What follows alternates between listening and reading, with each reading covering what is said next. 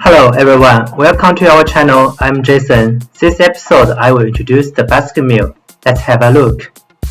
This is the basket mill. The principle of the machine is driven by the strong nickel energy. The zirconia pins drive the grinding media inside the basket to carry out irregular movement.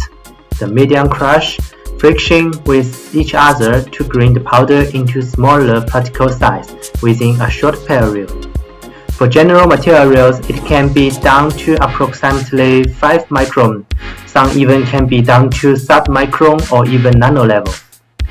This machine can mixing the materials should be within viscosity less than 5000 CPS, with comparatively high requirements of final grinding result, or with many varieties, such as emulsion paint, industrial paint, color paste, water-borne ink, fertilizer suspension, etc. Okay, that's all. In next episode, I will introduce the product feature of the basket mill. If you like our video, please don't forget to follow us.